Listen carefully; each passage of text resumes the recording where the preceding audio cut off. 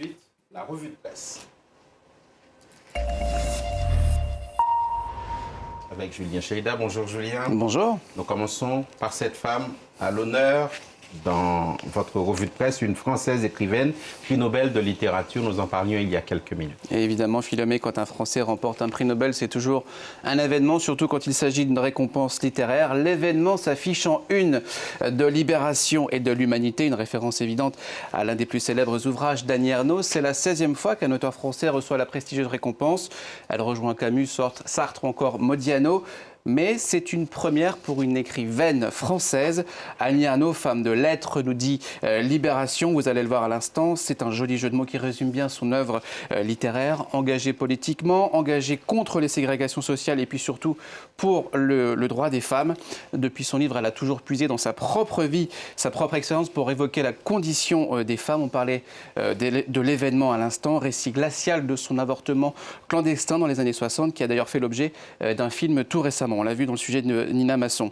Une littérature de l'intime mise à l'honneur de la presse régionale avec le Dauphiné libéré. La presse dans son ensemble salue le courage de l'Académie suédoise de récompenser cette œuvre à l'heure où la lutte pour l'égalité homme-femme n'a jamais été aussi actuelle, ou encore au moment où les Iraniennes se battent malgré la répression féroce justement pour leurs droits.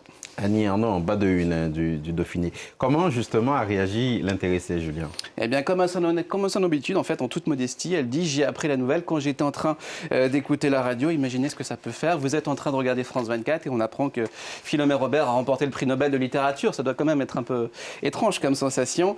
Elle s'est dite honorée et se dit investie d'une très grande responsabilité. Mais le plus important pour elle, eh bien, c'est de ne rien changer. Surtout, elle a toutefois l'envie, lorsqu'elle recevra son prix à Stockholm, lors de son discours, elle aura quand même toutefois à cœur de défendre une nouvelle fois les causes qui lui tiennent à cœur depuis si longtemps. On reste en France, Julien, avec un tout autre sujet. On a beaucoup parlé de risque de pénurie de gaz et d'électricité, mais c'est peut-être bientôt l'essence qui pourrait manquer. Oui, c'est le Parisien qui résume le mieux cette situation. Coup de pompe aux stations essence. Plus d'1 millier de sites en France sont déjà touchés et des files d'attente s'allongent de plus en plus, notamment en région francilienne.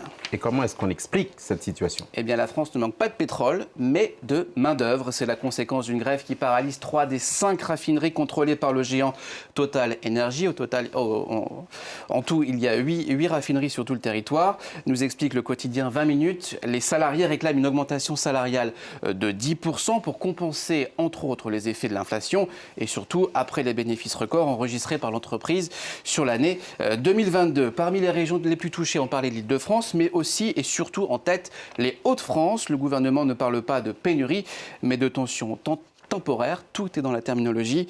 L'essence devrait bientôt revenir dans les stations et sur les autorités, d'où la une un peu moqueuse de la Voix du Nord, toujours plus compliquée et aussi encore un peu de patience. J'ajoute que nous reviendrons sur cette situation beaucoup plus en détail tout à l'heure dans l'Info Éco avec Christophe Dansette. On change de sujet, nous partons comme promis pour le Chili, donc peut-être déjà pour la Chine, presque 3 ans après l'apparition du Covid-19, la presse retrace l'histoire de l'homme qui avait tenté d'alerter sur la dangerosité du coronavirus. Effectivement, peut-être que ce visage vous dira quelque chose, sinon je me rafraîchis la mémoire. Il s'agit de Li Wenliang.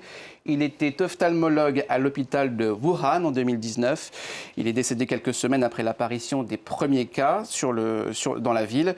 Et on peut lire dans le New York Times une très longue enquête qui retrace les derniers jours de ce médecin. Ces jours où il avait tenté d'alerter sur l'apparition d'une épidémie d'origine pulmonaire et d'origine surtout inconnue. Lui n'avait que son travail de médecin et de citoyen. Il n'avait fait que son travail de médecin et de citoyen en demandant à ses collègues de se protéger. Comment, rappelez-nous, les autorités chinoises ont-elles réagi à ce moment-là? Eh bien, nous dit le New York Times, le responsable du parti à l'hôpital de Wuhan aurait jugé l'information trop sensible pour être rendue publique. Résultat, le médecin en question a reçu une sanction disciplinaire et a eu l'injonction de faire des excuses publiques auprès de l'hôpital. Il décédera 3 semaines plus tard d'un arrêt cardiaque, 3 semaines durant lesquelles la Chine aura fait la sourde oreille avant de reconnaître aux yeux du monde la dangerosité d'un nouveau virus respiratoire. La suite de l'histoire, on la connaît. Le Chili donc, cet incendie sur l'île de Pâques. Oui, parfois il suffit d'une photo pour commenter un fait d'actualité. Celle que publie la Tercera, le quotidien chilien, est suffisamment parlante. Regardez ces statues qui ont fait la renommée de l'île de Pâques, entourées d'un paysage totalement noirci, carbonisé. Plusieurs de ces visages monumentaux ont été sérieusement endommagés, nous dit-on. Au total, plus de 100 hectares du parc national de Rapa Nui sont partis en fumée, indique le Guardian. Les habitants sont évidemment sous le choc. Ils parlent de dégâts irréparable. Impossible en effet de réparer des pierres d'origine, même en y mettant une fortune. Pour le maire de l'île, l'incendie est forcément d'origine humaine. Une enquête a été ouverte. Il s'est produit 3 mois après la réouverture de l'île au tourisme, alors que l'île dépend très fortement de l'économie locale après 2 ans d'isolement causé par le Covid-19. Merci beaucoup Julien Cheïda pour votre revue de presse qu'on peut retrouver évidemment sur les plateformes habituelles de France Média Monde.